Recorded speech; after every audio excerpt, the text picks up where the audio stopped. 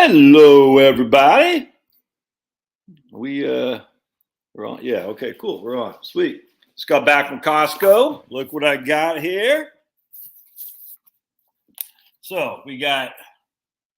Can you all see that?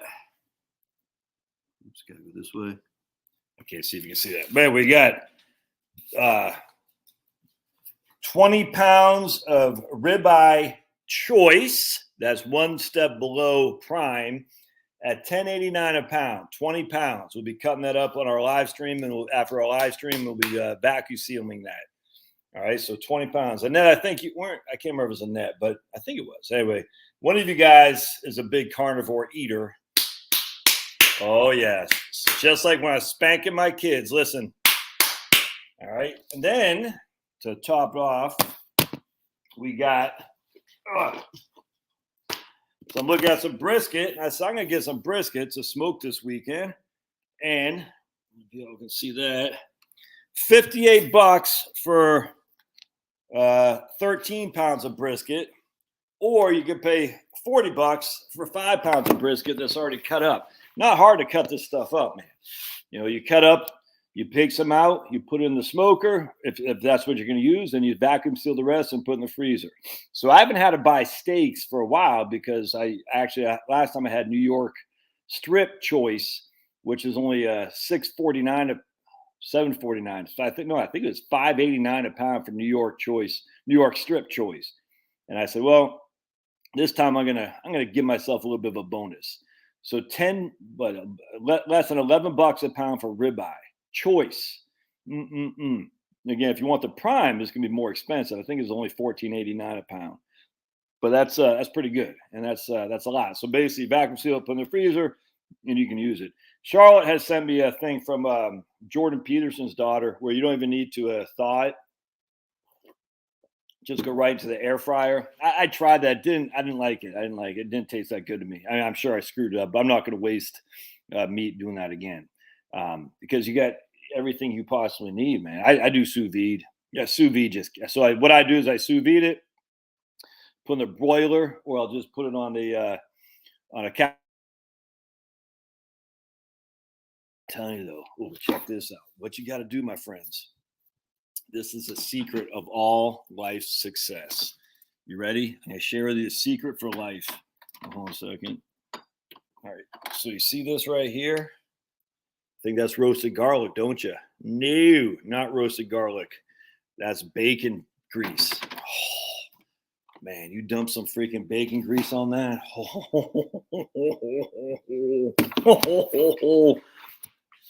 What is lard? Anyone? What is lard? Hey, what's going on, Frenchie? James, Scott, Que Paso, Mike. Just Costco. You just got to cut them up, and then it's easy to do. Fort Worth, right on. Bought a cow last January. Freezer is still pretty full, but yeah, 100%. Lindsay, right on. Hey, Annette's flying to Huntsville. You got to go up to Winchester, Tennessee. I'm telling you, Annette. Yeah, Huntsville kicks ass, dude. Madison's probably pretty expensive now. Keep going to the west of Huntsville, west of Madison. Decatur. There's a town, Decatur, Alabama, and a couple others that way. Yeah, we'll go into I-bonds here in just a second, Robert. Absolutely. Man, Robert's jumping the gun. Jeez Louise, Robert. We got my man here, Marie from PA, Annette from Tejas, right on. Maynard, Tejas, right on. Yeah, buying a cow is the way to go. You buy one from your local guy. My only problem with buying a cow is the ground beef was. I bought a couple, not a whole cow, but I bought a couple of quarters and even a half. The steaks, they just weren't that good, man. And I bought them from a couple of different farmers, and I'm not sure they're just too fatty. There's just no two ways around that, and it didn't. I don't know. I don't know if I did something wrong or what, but it was like I've done this a couple times. Like if I'm going to spend that kind of money, I'm just going to go to Costco and buy like that. I'm going to go, someone on here, I can't remember who it was. Never heard of Coleman, Alabama. Pressure, or Jill says, hey, pressure. I make boneless ribs, sauce on tray under broil. Yeah, okay. Pressure cooker. Meat can be frozen solid Well, yeah, right on. Michaela Peterson says you don't even need a pressure cooker, just a air fryer. But that's pretty good stuff. Oh yeah, you had cattle. All right. What you stopped doing it? Yeah, exactly. Isn't that weird, Michael? Why? I don't get it. Like, why are the steaks not quite right? I don't understand. It's weird to me because I mean, these are obviously steaks that come from a moo cow, like this guy right here. You know what I'm saying? Betsy. I don't get why. It's weird, man. Make sure our meat is grass. Oh yeah, it's got to be grass fed, 100%, man, 100%. Carnivore life. That's right. Look at that carnivore life. I had a lady. She was in Georgia here, and she is funny. Her and her husband just kick ass. They're in the Columbus, Georgia area, and thin as a fiddle. Both these guys. And but she showed me a picture. I said, "Well, you guys," because I always ask when I'm doing financial planning, so you guys aren't, keeling over or anything like that. Fauci's not coming after you or anything like that. And they're because they weren't. I said, "So what are you guys doing to keep yourself so fit?" And she showed me a picture of her son's wedding. It wasn't that long ago, 2018 or something like that. And they were both pretty big. Maybe he wasn't in the picture if memory serves. I can't remember. She was, and she was big. And and she's the one who told me about this actually. I forgot her name, man, off the top of my head. From Columbus, and she's on here. She knows who she's talking about. But anyway, and she lost freaking 80 pounds or something like that. It's crazy. And she just went on a carnivore diet. And she goes, "No, what you do is you go to." She literally told me this: go to Costco, buy the big cut like I just showed you, slice up, vacuum seal it, and you'll be good to go for a couple weeks. And it's freaking right on, dude. I mean, you're getting ribeye for $10 a pound. Ribeye choice, man. Yeah, I love right on. Love my what, dude? What's your first name? I know you're. I just always forget York, PA. I got you in my head. You've been around for a long time. I just always forget your first name. But here's Lindsay saying, yeah, right on. And look at this. Here's Annette too, man. Lost 40 pounds on keto. That wasn't you though, right, Annette? Who showed me the picture of your son being married? I don't think so. I think it was a lady from Columbus. Steve, that's right, Steve. All right, Steve, right on, Steve. Okay, York, PA. I gotta York Steve. York Steve. But Steve is in New Hampshire, if memory serves. All right.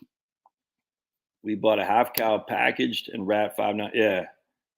Yeah, 100%. Yeah, right on. And my man Josh is up in Maine. So he's buying I mean, you can get good meat. I just don't like the steaks I don't want to say I don't like the steaks. The steaks were disappointing relative to the ground beef for my grass-fed cow.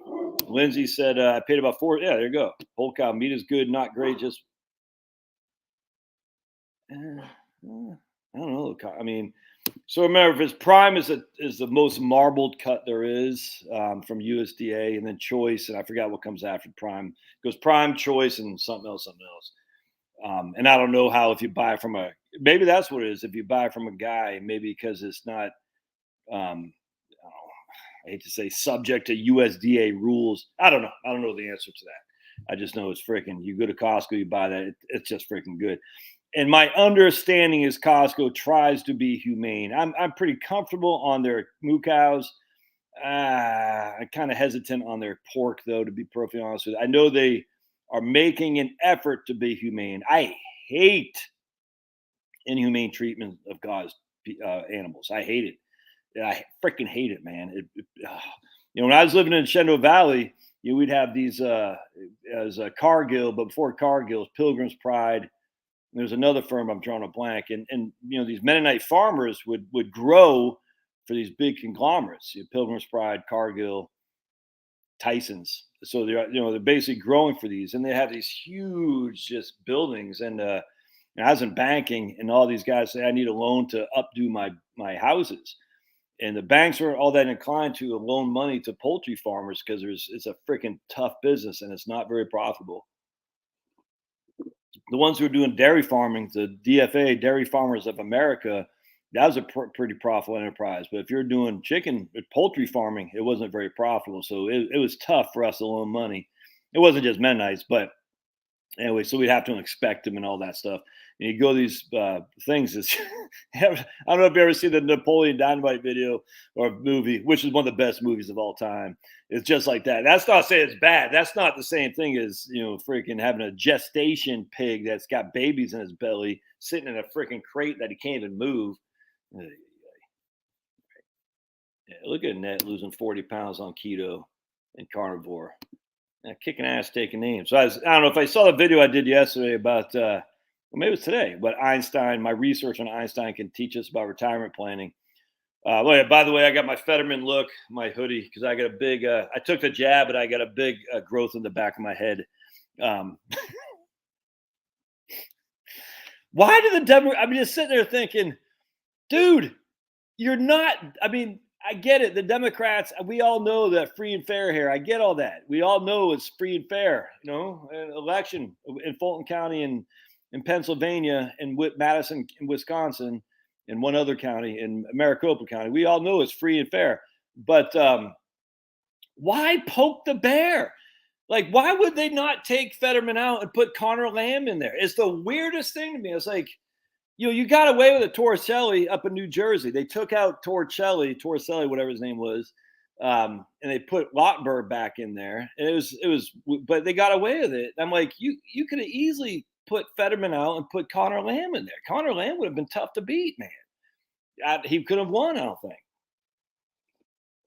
It's almost like they got so cocky in their own ability to control things. Well, to be honest with you, I should not say anything yet because the vote hasn't been counted yet. It doesn't matter who votes, it matters who counts, according to Stalin. That's right. So maybe that's it. Maybe they're just so confident in their ability in Philadelphia to have walking around money that they're not worried. Just weird. You got to think about it too. There's no way Fetterman's going to win if it's fair and free, fair and clean. No way. The guys, just no way. So let's say he doesn't lose. Let's say he loses. Let's say he wins. And you're sitting there saying to yourself, wouldn't that be the biggest impetus for the Republicans just never to vote again? You're going to say, we can't, it doesn't matter. They're shoved Fetterman down our face. There's no way that guy won, and yet he won. So why even bother? If I'm actually, now I think about it, if I'm the Democrats and I can drag Fetterman across the finish line because of free and fair elections, I would think nothing else would be more because they're going to say, we can't, there's nothing we can do. You know what I'm saying? Yeah, we'll see. It's interesting. All right. Not okay. Right on. Yeah, it was Columbus, Georgia. I remember that. But I'm sure I talked to you about carnivore too, though. Yeah, look at that, my man. It went from 285 to 200. Man, that's freaking awesome. Cattle can be corn finished. I had a cow get overheated and slaughtered as grass-fed, not feed corn. Yeah, right on. I've heard that 100%, man. Oh, Dad lives in New Hampshire. Right on, Steve. Okay. Yeah, even my man Mark here too. Weird. Eat fat. Oh, bacon grease. Oh man, so good.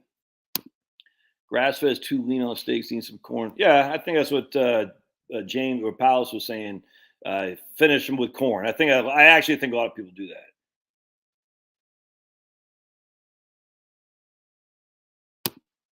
Why is that not clicking? Did you take? Okay.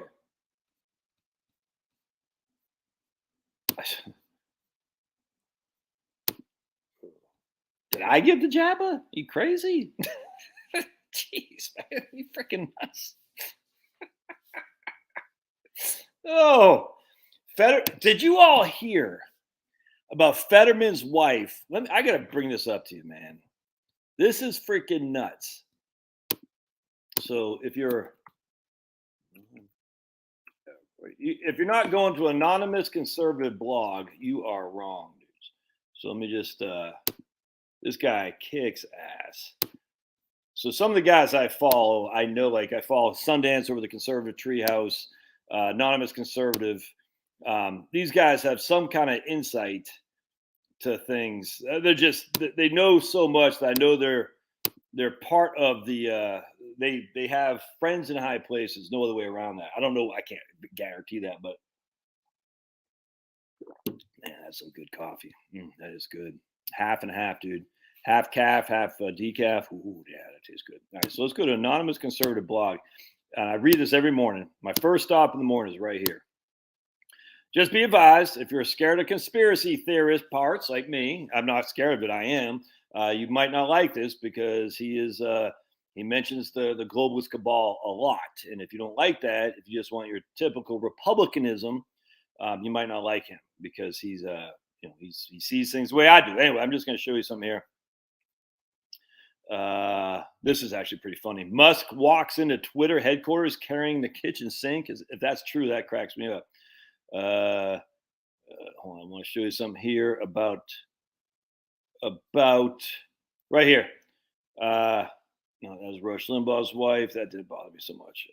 Right here, Fetterman's Brazilian illegal immigrant wife is a niece of a famous Brazilian technical services surveillance guy in the Brazilian secret police who spent time in prison for illegal wiretaps on politicians. What are the chances? I would assume she and her family have followed people through grocery stores, i.e., their surveillance on a lot of people. Fetterman's wife is the niece of a famous Brazilian spy, essentially. Who would have thought that? Acting Pennsylvania Secretary of State is already warning of delays in counting midterm votes. Yeah. A U.S. mail truck carrying absentee ballots was completely destroyed after it caught on fire on Monday.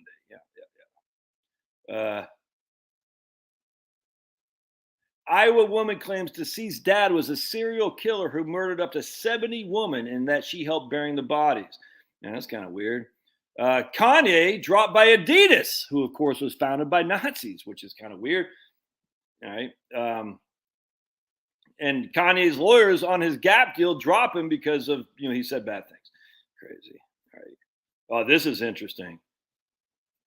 Share of people who completed the initial COVID-19 vax in Israel. This is Israel. 66.25% of people completed the initial COVID-19 vax protocol. So basically 2/3. And the whole land declared the Lord, 2/3 shall be cut off and perish, and 1/3 should be left alive. Ooh, that's kind of creepy. Yeah, right here. After advocating for the jabs, Ben Shapiro says he was deceived. Yep, we were lied to by everyone.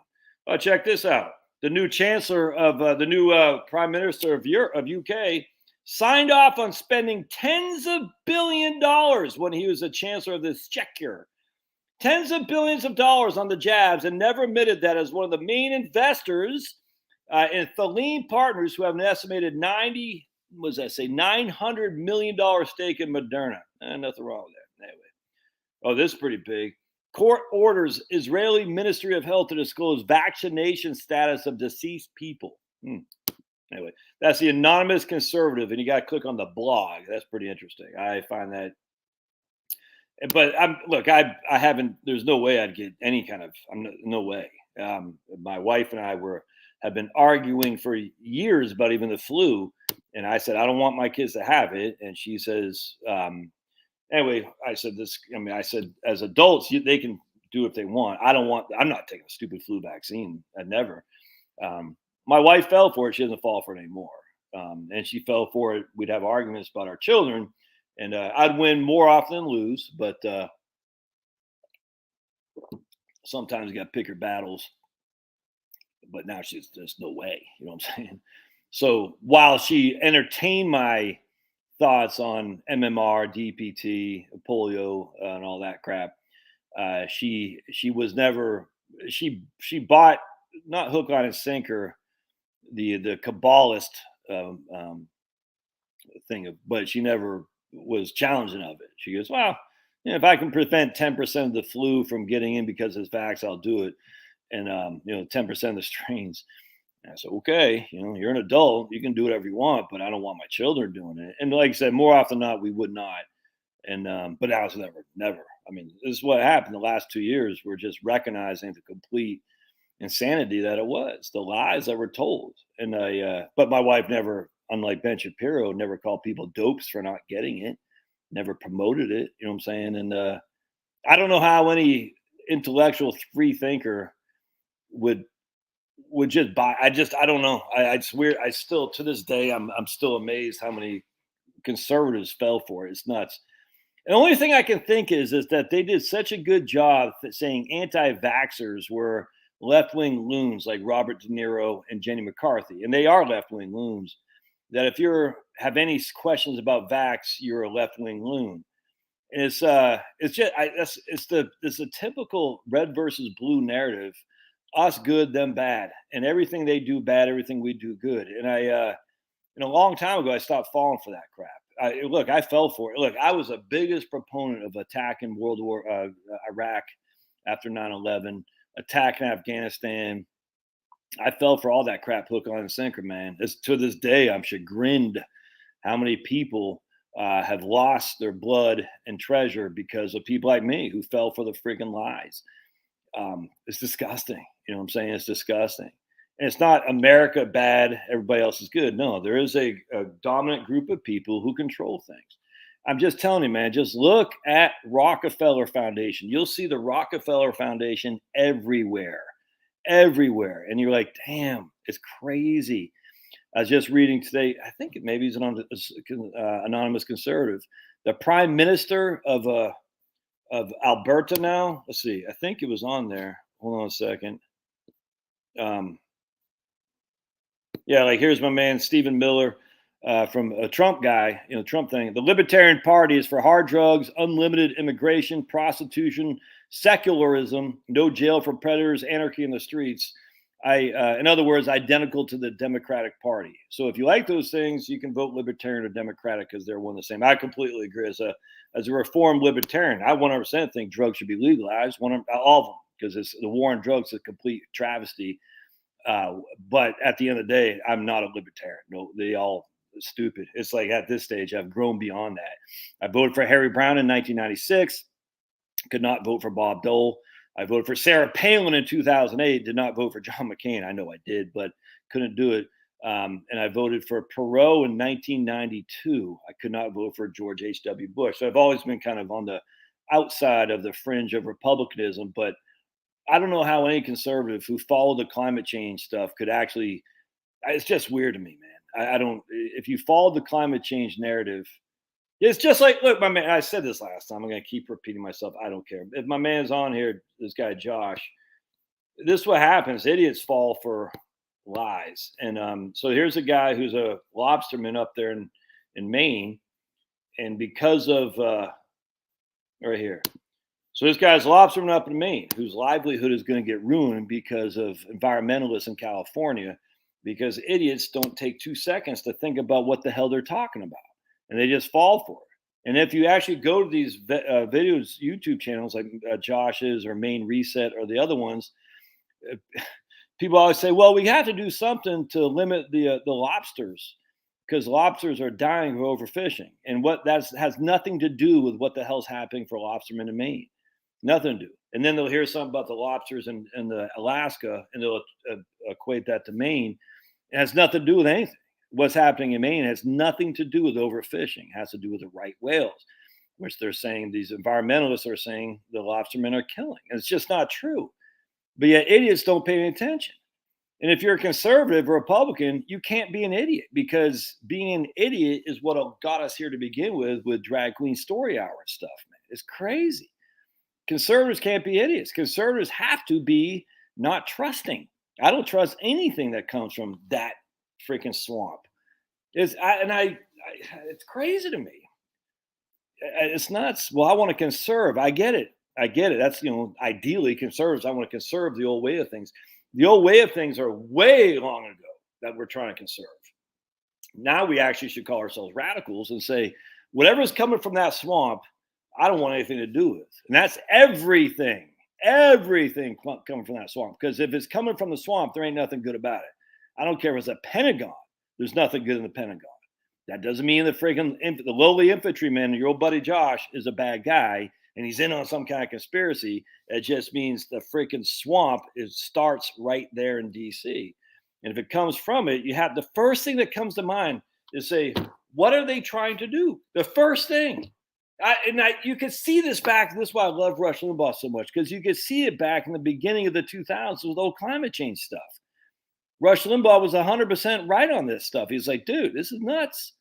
And everyone's like, oh, Rush, Newt Gingrich sitting on the freaking bench with Nancy Pelosi. Oh, Rush, we got to go. And he was the only, we got to go along with the narrative because, climate change and freaking stupid George W. Bush and his, what do you call it, rape seed or something like that, and wheatgrass. We're going to use that for clean energy. I just think, all right, so let me show you a hack on I bonds because you got to be acting on this fast, by the way. All right, no, I'm not voting for Fetterman, just as an FYI. Anyone, if you think I vote for Fetterman, just vote early, vote often, my friends. Vote early, vote often. Let's see real quick. Hey, it's Tom Colonel. Man, Elon owns Twitter now, so now he does. So he is official. That's crazy. What's the markets doing today? Getting killed? Hey, look at that. Look at that. 10-year treasury. All right. You think oh. Why am I so excited? Because the money to be made is in bonds. It's nuts. That means you can have bonds in a Roth, for heaven's sake. The 10-year treasury, look at that. It's dropping. I don't know if it'll continue to drop. The upside, do I have that article? Oh, man, I hope I do. Oh, man. Hold on a second. I got to find this article. I hope I still have it. Hold on. The money to be made is in bonds, man. I'm telling you right now.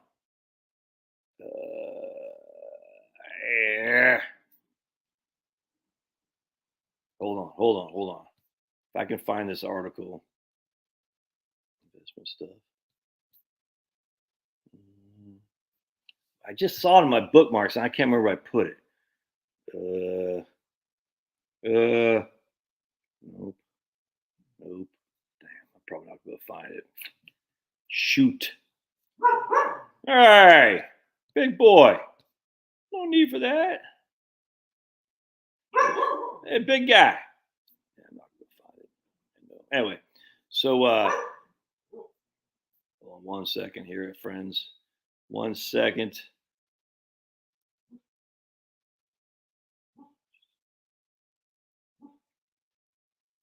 No, all right. So Phil Graham had penned an article with some other guy in 2009 in Wall Street Journal, talked about how if the interest rates go up basically above 4%, we're screwed because that would be by far and away the number one line item for our budget for the United States would be just payments on the debt.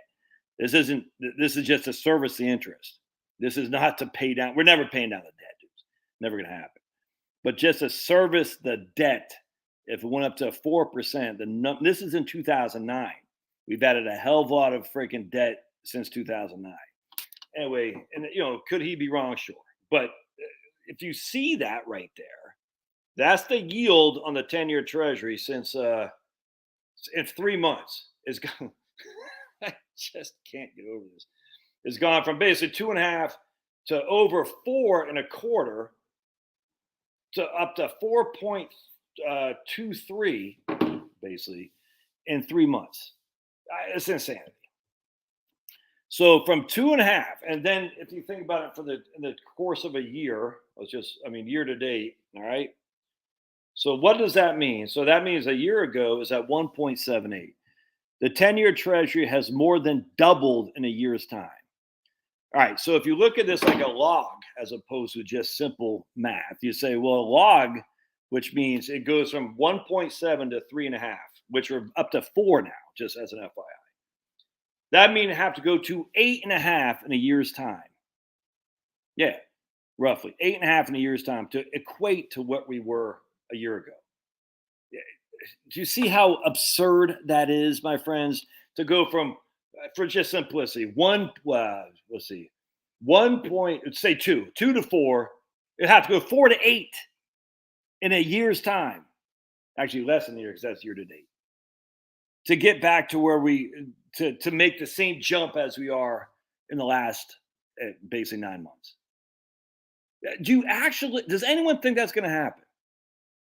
Does anyone think that's going to happen? Go from that to that to that?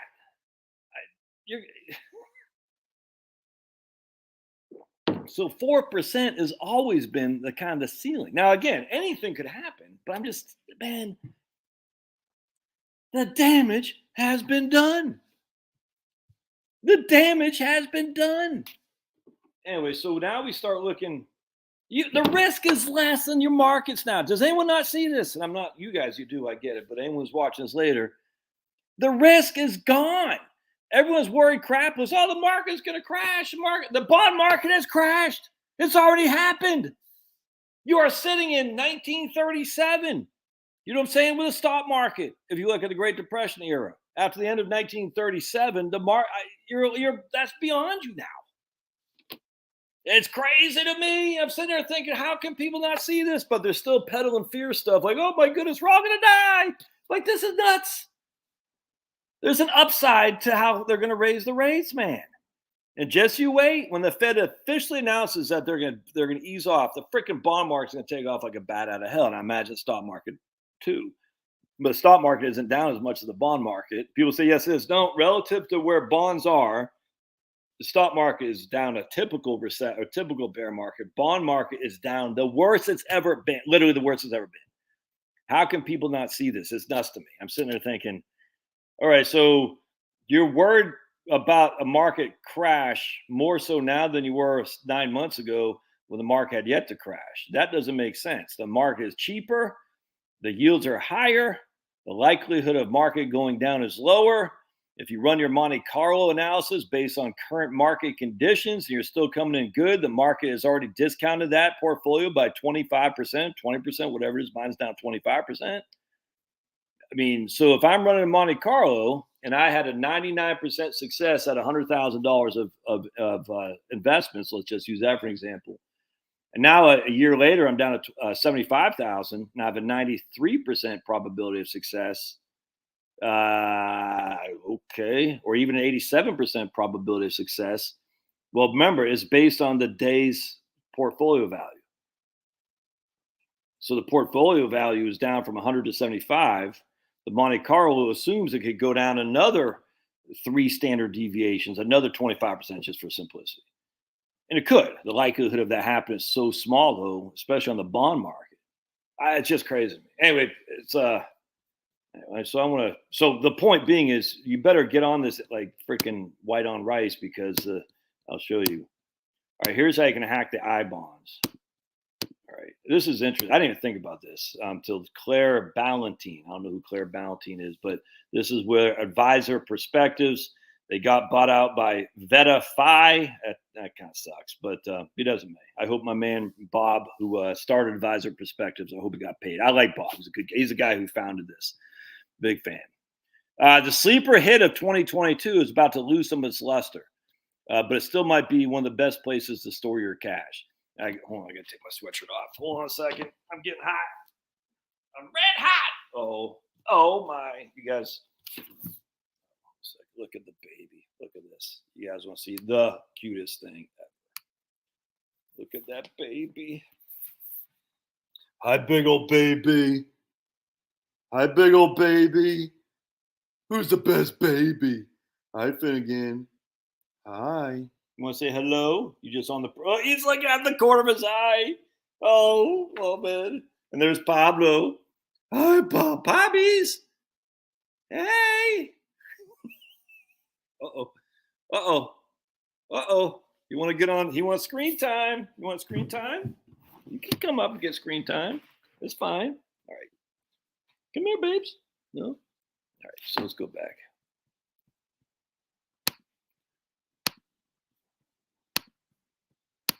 Stick to the issues, Josh. I don't want to see your dogs. Says no normal person in the history of mankind. All right, so the rate for U.S. Series I bonds is estimated to drop to 6.47 on November 1st, down from a record high of 9.62. That's because a yield is linked to the change in inflation over the 6-month time.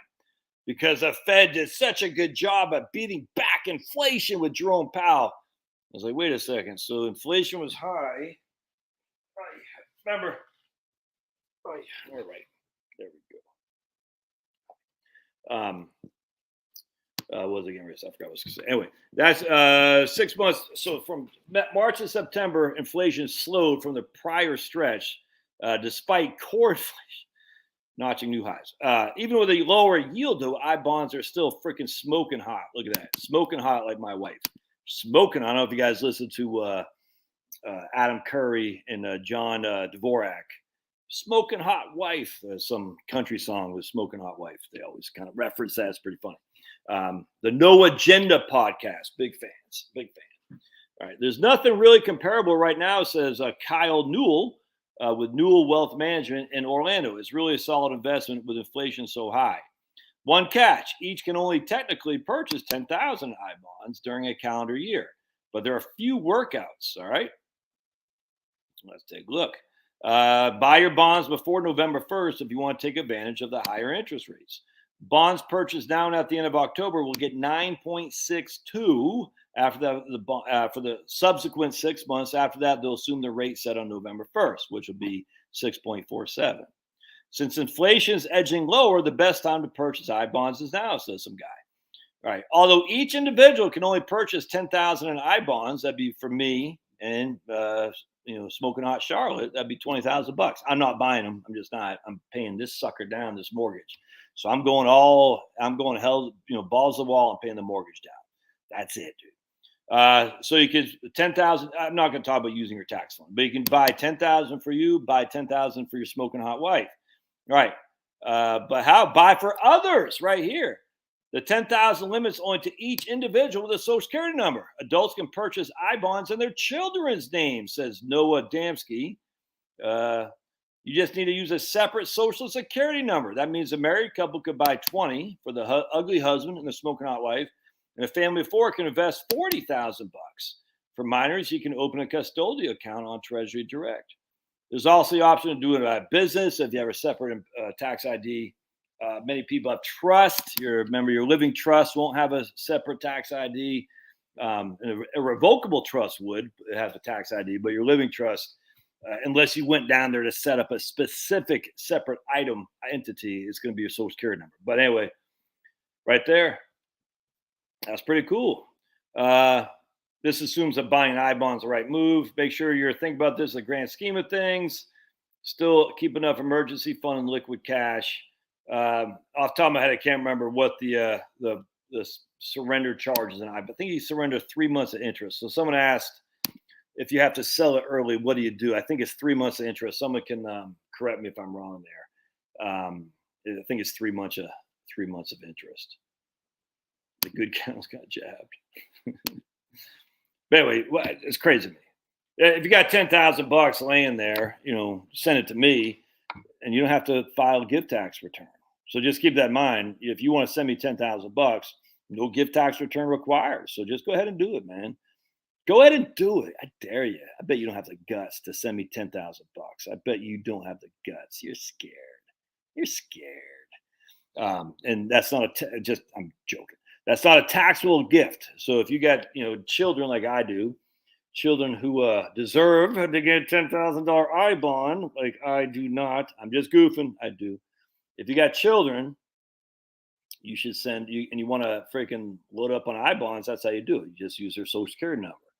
And if it's a gift, because you're literally gifting money to the kid because it's under their name and social, that's a tax-free endeavor. There's no gift tax return required because it's $16,000. I think next year is $17,000.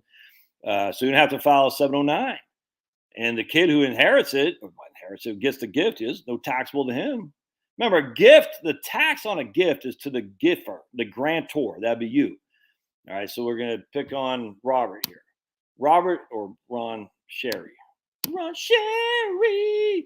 So whoever gifts the money is the one who's responsible for the gift tax, not the recipient, just as an FYI. All right, now, again, the likelihood of you there being any gift tax that you have to pay is not very high because the total exclusion of lifetime exclusions, it's like over $5 million. I think it's like $12 million. I don't know. It's just a lot of money. It's over 7 figures. So if you're going to make a $30,000 gift to your old buddy Josh, there's no gift tax. No one's paying gift tax on that. You would have to file a gift tax return. which is just a couple pages, Form 709, no big deal. All right. Let's see.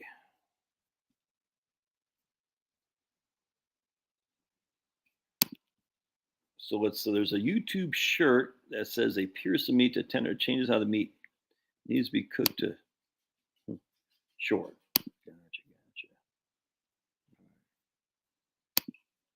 Gotcha. Do we get some clowns on here? All right, so if I'm sitting there now, men, you heard what they said, right? Now remember, they said it was only going to be 9.62 for 6 months. But if I'm sitting there and I see this right here, that is the yield of the 10-year Treasury. The yield goes opposite of the price. That's why the 10-year Treasury are the bonds that you've been buying are down 15%. It's nuts to me, man. I cannot stress the buying opportunity that is in there. Would I, if I had $10,000, would I buy an I bond? You're damn right I would. You're damn right. I'm not. But I mean, why? Now the drawback with I bonds, you got to do Treasury Direct. I don't think that's that big of a deal. But if I was talking to a guy a couple days ago, he had a bunch of different accounts, and 10,000. Look, I'm not trying to say it's a pittance, but in the overall scheme of things, $10,000 wasn't going to make or break his retirement plan. I said, look, you go there and buy it, no big deal. It might be more of a hassle than it's worth, frankly, especially when the bonds that you already own are already down 15%. So if you want to drop $10,000, why don't you just drop it in one of your bond funds that you already have? You'll probably be able to get that money back in spades. But all right, let's see. Anyone?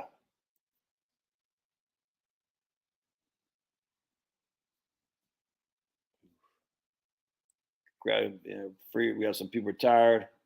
Did we win the war on poverty, the war on drugs, the war on COVID, the war? No, we never win the war. We didn't even win the war on freaking Afghanistan or Iraq. That's the thing. At some point, people just wake up and say, anytime they declare a war, it's always the perpetual war.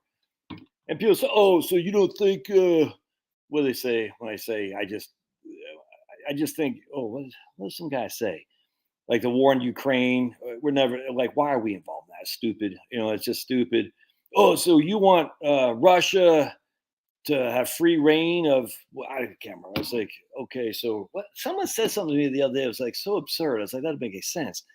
It was weird to me. I was like, huh?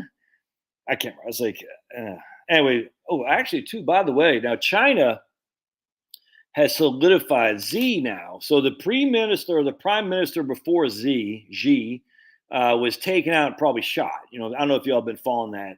It's pretty interesting.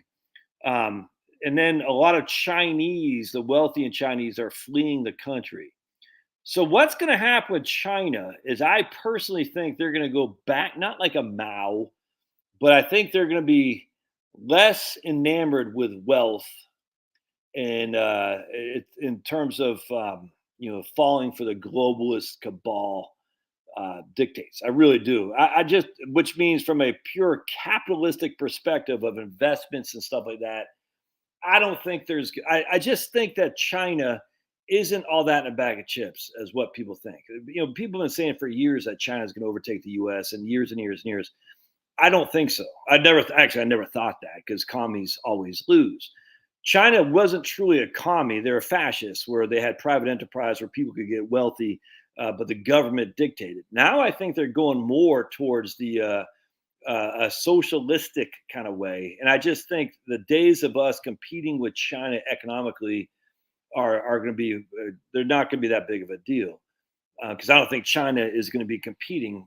I think they're going more internally as less globalist, and now that may be bad for us because we're going to have to get our cheap crap from other places. Well, there are other places. India will be more populous than China by the end of the year, is my understanding. China is only going to have 750 million people by the end of the century. So China is on the precipice of population decline. They're actually probably already on the other side of seeing the population decline. Anyway, the point being is, we still have, well, we did with India until Sniffy Joe, relations with India, Vietnam, Thailand, a lot of these, Southeast Asian countries, Korea. Did you hear Korea, South Korea? They're only having every woman is only birthing 0.8 children. I mean, it's not two. You need two. I think it's 2.2 to keep up your population. Korea is only birthing zero point 0.8. It's just sad. Sad what the capital, it's not even capitalist, what the mentality of growth, living for the minute has done. Sad. I just, man, the idea back in the day of who was I reading about? I was following some guy, kind of reading about Einstein. There's a guy who, I can't believe I'm dropping him. It was just like 2 days ago. Anyway, he had 12 kids. This guy, not Einstein, but this guy had 12 kids, and is like just, the old days of freaking. I've drawn a blank who it was. Is a guy who was been forgotten because he did not believe in relativity, and he was kind of banished. I can't remember. He had 12 kids. The old days of having 4 children, that was just happenstance. That's why I had 4 kids. That was no big deal. My wife had, her mom and dad had 9 kids. You know what I'm saying? And she had 8 brothers and sisters. And now you got families with, if you have one, you're like, damn. And a lot of people can't have kids because they can't. Something happened. And I think I have a pretty good idea what that would be, because no one told us what they're injecting into our bodies. They just said, nah, trust the science. Kind of like when they rolled out the Salk polio vaccine. People don't recognize the history of the polio vaccine. They think if you have any questions on it, you want people in iron lungs. I'm like, just freaking. I mean, you can even go on Google, for heaven's sake. They're going to show you some evidence. I mean, again, Google we know is corrupt as all can be, but you can see. Look at the Salk vaccine, and then look what they had to replace it with, because it was causing lots of problems. Sad. But people don't think that. They think, oh no, we're able to kill scurvy, we're able to kill polio, we're able to kill measles, mumps, and whatever the R is. And they say, oh, Dr. Wakefield. Dr. Wakefield, all he said is, let's not give everyone MMR in one fell swoop. Let's give it in individual shots. That's all he was saying. And because he said that, Big Pharma got their hands on him and said, oh no, we're going to banish this guy from all polite society. He didn't say don't take it. He just said, take it in individual doses, not in one fell swoop. Then you look at the CDC recommended thing, you're like, damn, man, what the hell? All right.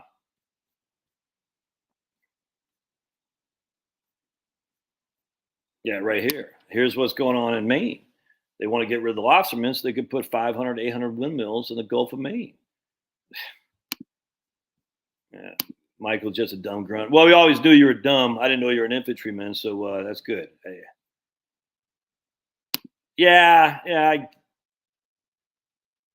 Well, we all were though, Tony. Well, maybe you weren't. I mean, back then, I think we all were, brother. Rush did not fall for this. He did not fall for the climate change crap, and he actually didn't fall for the blame Muslims either. And again, to his eternal credit, when after 9/11, everyone was like, "Get the Muslims!" Rush said, no, "I'll never forget this." I mean, I remember exactly where I was listening to Rush Limbaugh as I turned left, Main Street, Dayton. Rush Limbaugh says, "Everyone's like mad at Muslims. Why? They didn't do this. Muslims didn't do this."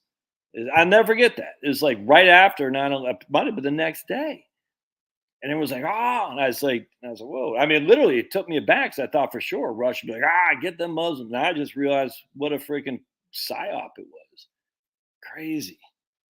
And Rush would say, he's like, look, man, if as many Muslims were as evil as what we've been led to believe, we'd all be dead by now. I mean, if just 1% of the Muslim population was as up to no good as what we've been led to believe, if there's a billion Muslims, 1% of the population is what, 1 million.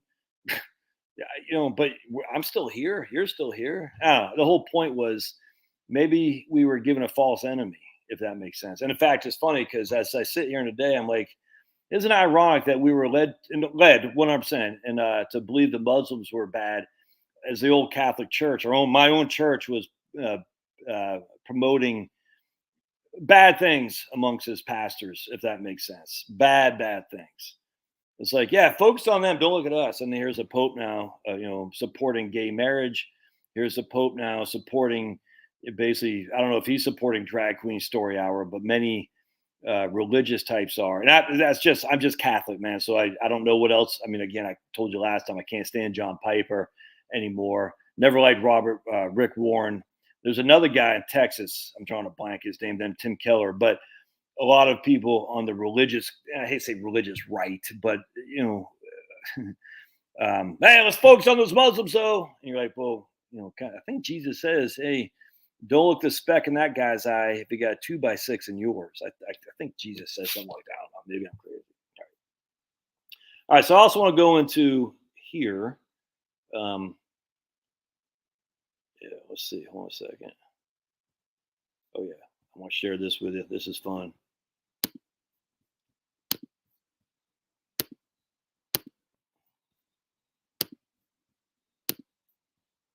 All right. So this is from the New Britain, Connecticut paper in 1919.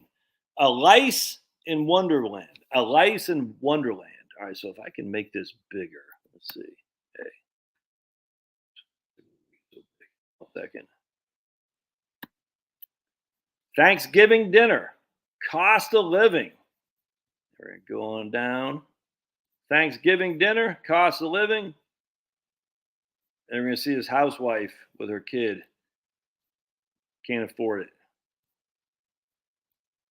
Isn't that interesting? So what inflation after World War I was through the roof. Isn't that interesting?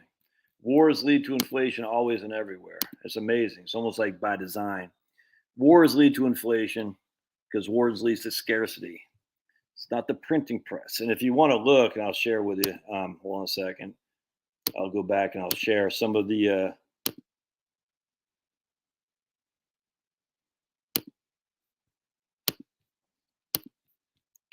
just share some like oops, let me just go back. Clippings is we go to clippings. I think if I click on my clippings, hold on. You guys can see what I'm looking at, which kind of be scary because I don't know what's coming up next. Hit my clippings, we'll show you. It's newspapers.com, by the way. Social Security bankrupt by 2029. Here's a 1916. They're arguing that blacks are taken better care of in slavery. This is from a liberal newspaper. Isn't that interesting? 1979 inflation. I don't know what that is. Price of goods in 1910. AT&T stock in 1910. Housing affordability in 1979. Coal famine, food shortage in 1910. Let's look at government bond yields in 1919. Let's take a look. And you can see the Liberty bond was paying 3.5. The Victory bond was paying 4.8. Isn't that interesting? How things have not changed, right? Isn't that kind of weird? The more things stay the same, the more things change, or more things change, the more they stay the same. Crazy. Let's keep looking here. Yeah, I love, and here we go. The price is our Stars Saturday special. And here's where people get all wrapped up about inflation. A gallon of table syrup was 35 cents for a gallon. Tomatoes for small families, 58 cents a dozen. I think I got eggs. I thought there was eggs in here. That's cans.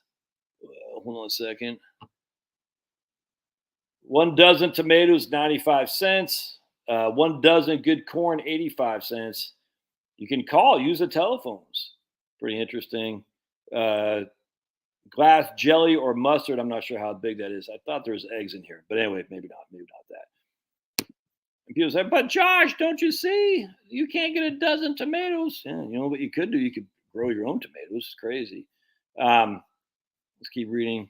Electric car success in 1911. Let's just look. I thought this was pretty interesting. Electric car success, 1911, huh? Pretty doggone cool. Pretty sneaky, sis. It's like new era in electric cars. Edison's new storage batteries a cause of revolution. Short life cells are a thing of the past. Removes last objection to electric car used by advocates of gas. And the perfection of his new storage battery. Thomas Edison has inaugurated a new era in electric locomotion. Yeah, never heard that before. That's from the Des Moines Evening Express. Kind of like the Elon Musk is a new Thomas Edison. And we know Elon Musk is fake. Like, come on, everyone thinks Elon Musk is all that in a bag of chips. Oh, let's look at this. Who's Dr. H.W. Wiley? Let's take a look here. And if you can look him up, he's a lobbyist. His activities on behalf of the National Health Bill. National Health Bill. He wanted to tell doctors who did not practice the medicine that was ascribed to them to practice from the higher up that they should lose their licenses. And he was a lobbyist for basically the equivalent of Big Pharma back then. And if you actually look at the founding of the American Medical Association, American Cancer Society, Rockefellers, all in all these things. How ironic. How could Rockefellers be involved in all this stuff? It's almost like a conspiracy. How dare I? Blueberries. Let's see here. Blueberries, 1874. Let's look at food prices in 1947, 1973. Here we go. We're going to look at this guy right here. Beefsteaks, beef roast, picnic sticks, apple pies, buttermilk bread, butter, hairspray, because I got to spray this, instant coffee, aspirin, Pepsi Cola, six cans for $1.15. Pretty cool. But I can't get that anymore. Well, do you really want to be drinking Pepsi? I still find it funny. I don't think I have it in here. Hold on just a second. Hold on a second. I think I might. Prime. Oh, yeah, right here. Here's a prime rate in 1980. And so I'm going to show you some here. So here's the prime rate right there at 21.5% in 1980. Here it was right there. And I can't tell what year that is. So that's I guess that would also be in 1979 and 80. And you're not going to see the whole thing here, but the idea that the Fed increasing interest rates whips inflation now because the prime rate was way over there. And it's just, there's no evidence that the Fed can whip inflation with their interest rate hikes. But they're going to claim success, as they always do. And they're going to say inflation's behind us. We don't have to worry about it because we raised all these interest rates, and it's stupid. But people fall for it because people just have this problem with thinking. IBM dividends increase and they beat inflation from 1980. Money supply doubles in 6 years. Oh, so that would mean we'd have huge inflation because the money supply was doubling. But yet in the 1980s, inflation started to drop, even though the money supply actually increased. Kind of weird. Bonds look bad in 1981. Check this out. This is a good one. It's just from an article. Prospects for bond prices are less encouraging. Until problems related to inflation and high interest rates show basic tenable improvement, we would invest in mainly short-term issues. This is from some guy who was basically writing. It's a national, like UPI, United Press International, AP. So bonds were looking bad in 1980 or 1981. And yet we know what happened to bonds for the next 30 years. I had to get a chuckle at that because if you would have listened to that guy, you would have been kicking yourself. Inability to control money supply. Ken Arrow, Nobel Prize winner. Fed has lost the ability to control the money supply. That's why inflation is going through the roof. And then lo and behold, a few short years later, I guess they gained back the ability to control money supply because inflation was going significant down. Yet the money supply was increasing actually at a higher rate than it was even during the previous couple of years. Inflation tied to money supply. A 25-year study completed by the Federal Reserve in St. Louis shows there's a direct positive relation between the inflation rate and the amount of money in circulation. Weird, because the amount of money in circulation was going up in the 80s and inflation was dropping like a brick. It's because the interest rates, of course. Freaking idiots. $1 trillion deficit in 1980? Economist Milton Friedman blames U.S. deficits for inflationary trends. The federal deficit, the deficit was $1 trillion, says this clown, in 1980. He's talking about the debt, freaking idiot. Pardon my French. It pisses me off when people write about economics don't know the difference between the debt and the deficit. It's like if I was an electric engineer and people didn't know the difference between a kilowatt and a kilowatt hour. Anyone for the freaking mode of sense in economics say the deficit, you fool, wasn't $1 trillion. It was the debt. The fact that you couldn't tell these two things apart means you're freaking not set for rookie league baseball. Well, study bullish on stocks in 1974. Yeah, good. I'm glad that guy did because stocks turn out to be a freaking winning proposition. Oh, but look at this. Small investor likely loser on long-term bonds in 1977. And long-term bonds just crushed crushed it. Restrictive money supply in 1969. What? Because the 70s were deep inflation. How could there be restrictive money supply? One of the signs pointing to the ease of inflationary pressures of the money supply curve, reflecting the restrictive credit policies adhered to by the Fed. The nation's money supply in recent months has leveled off, blunting one of the most potent sources of inflationary pressures. Oh, but it did it. The 1970s were the massive amount of inflation, the biggest inflation we've ever seen in the history of this country for an extended period of time. Was it the money supply? Because before we were told the money supply was out of control. And yet the money supply restricting in the 1969 would have led to a decrease in inflation. The money supply being out of control would have led to a huge increase in inflation. And the exact opposite happened. Freaking economists. It's like freaking listen to these guys who say, oh, the light bends around gravity, causes the light to bend. You can't prove it. Oh, we have the Eddington solar eclipse. Oh, Eddington was full of crap. No, we've redone it. Okay. That doesn't mean anything. That doesn't prove it. Just because you can say that leads to that doesn't mean that doesn't lead to other things too. Light bends. Gravity bends light. Oh, does it now? Neil deGrasse Tyson. Stupid. It pisses me off because all these people oh my goodness, nuclear detonation and no disruption? What? What? U.S. puts on spectacular. What? They're gonna use a nuclear bomb and no one gets hit with radioactive decay? Crazy. Nuclear detonation and no disruption. I don't know if I can read that. I guess I can't. What? So you're telling me we've been using nuclear bombs for a lot, and yet no one has died from all the nuclear winter, from all the bombs we've been doing? What? That's crazy. How could that be? We're supposed to all be dead because how many bombs have we actually? Let's look and see how many. Oh, was I not sharing the whole time? Oh, I thought I was. Sorry, guys. I thought I was sharing. Let's see how many nuclear bombs we've deployed. Nuclear bombs has the world used? All right, let's take a look here. There's a good,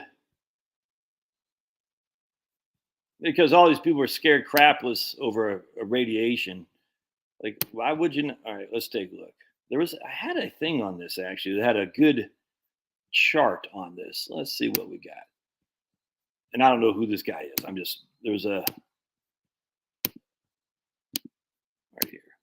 All right, nuclear weapons are dangerous. There's still thousands of them out there. They've been used twice in warfare, supposedly, and could be used again. Over 2,000 nuclear tests have been conducted so far. 2,000, my friends. 2,000. The United States conducted 226 tests since World War II. In Las Vegas, of all places. And yet it seems to me Las Vegas is booming. It's crazy. It's crazy all the radiation that's killing those people in Las Vegas. The treaty banning atmospheric tests of nuclear weapons went into effect in 1977. 87 has been ratified except for Russia and China. The U.S. has detonated 200 nuclear bombs in the atmosphere. All right, good. The Soviet Union has detonated 200 nuclear bombs also in the atmosphere. Britain, another 60. Is Hiroshima still radioactive today? Was it ever actually radioactive? Despite the devastation caused by the atomic bombs of Hiroshima and Nagasaki, it's now clear there's no effective radiation shield. The amount of radioactivity in these cities has decreased significantly over time, if at all. I'd argue. Even Neil deGrasse Tyson is starting to let the cat out of the bag about saying, yeah, no. We don't have to worry about radiation more. We just have to worry about the initial bombing, a la Dresden, Tokyo. How many nukes would it take to destroy the U.S.? It would take a large number of nuclear weapons to completely destroy the United States. And as I always say here, the United States, a typical hurricane contains the equivalent of like 400 H-bombs or whatever, maybe 4, I can't remember. But a typical, just run-of-the-mill hurricane, not even Hurricane Ian, has so much energy as the equivalent of like 40 or 400, I can't remember off the top of my head, nuclear bombs. Just keep that in mind. Anyway, the point being is, so all the fear, we're all going to die from nukes. We're all going to die from climate change. We're all going to die from COVID. Our portfolio is going to go down. All the fear. And what does it do? Scientists can solve this. If we just put our faith in science, they'll solve it. They'll figure out electric vehicles. Oh, they'll figure out vaccinations. Oh, they'll figure out ways to get it so we don't have to worry about radioactivity. Oh, we can go mine the moon. No, we don't want to mine the moon anymore because we already know what's up there. So let's go to Mars and spend tons and tons and tons of dollars. Crazy. Actually, I do want to see if I can't find that graph here.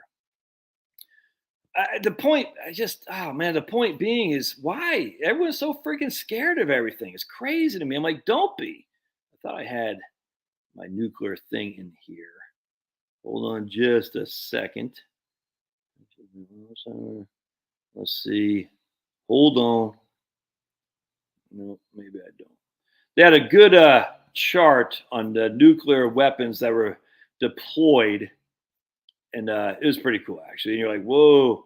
And when you see that, you're like, and all these ones in Nevada, and you're like, oh, all these ones went off, and everyone's still alive. Crazy. It's almost like it's no big deal. All right, let's keep going here. There's another one I wanted to share with you guys. This. Yeah, right here. I don't think I shared this with you last time. If I did, pardon me. I'll share it with you again. All right. Investors should think twice before selling. The chances of an upside may have increased. Let me just make this a little bit bigger. And one of y'all had sent this to me. This is from this guy, Jurian Timmer. Yeah, looks like I want to show you right here. Pablo's having a bad dream. You okay there, big guy? Could we be nearing an upside surprise? Well, the fair market PE target is 13.5 is worrisome. Its implications for the market is it too late to sell? The PE model is a moving target. While so far this year, we've only seen it move in one direction, down, it can move the other way too. What could have potentially caused such a move? A less hawkish pivot from the Fed, which is coming. It's coming.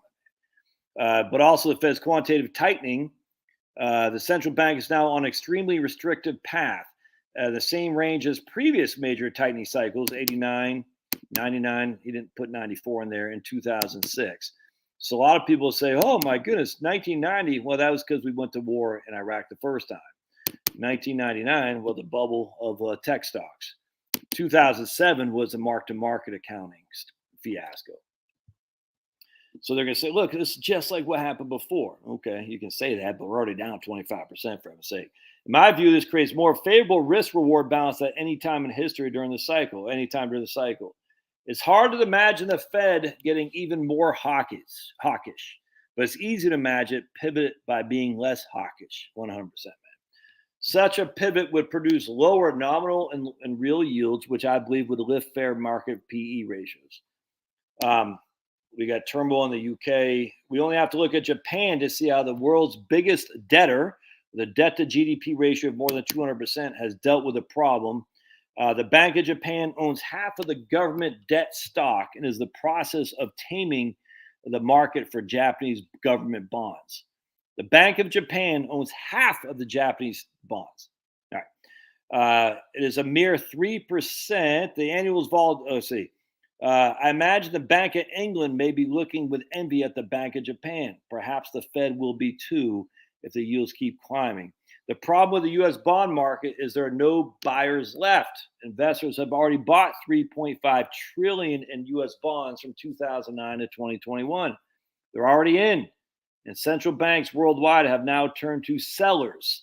That leaves only the Fed as a treasury markets buyer of last resort. We may have to say goodbye to Fed support in the stock market, but sooner or later we'll be saying hello to another Fed kind of support for the bond market. Yep. I 100% agree with that. The days of the Fed, they're not going to sit by and keep raising and selling bonds and selling bonds and selling bonds and raising interest rates and all that. They're not going to do it, man. The yields that people would have to get to pay for U.S. government debt would be through the roof, and we can't afford it to. So the Fed will be buying actively, like has happened back in England, what's happened Bank of Japan. That's going to be happening. It probably still is. We just don't know. To keep the yields low, so the federal government level of debt servicing it doesn't go through the roof. That's my take. What do you guys say? So let's see what's on your mind here.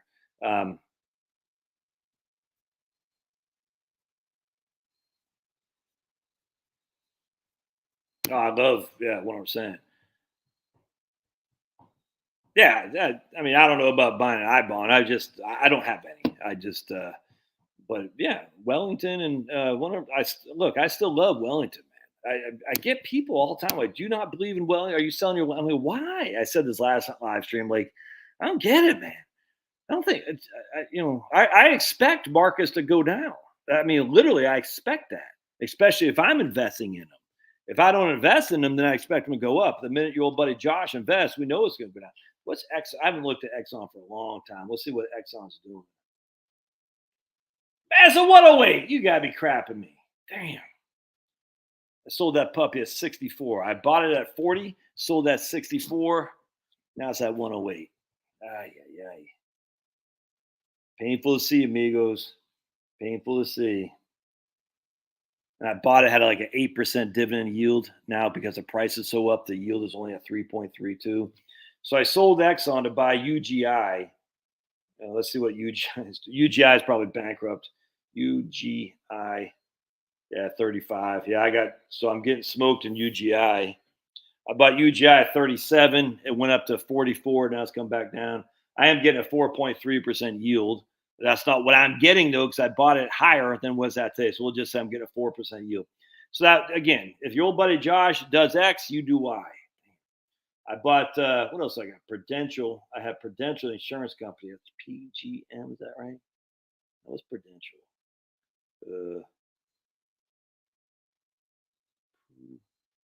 Prudential.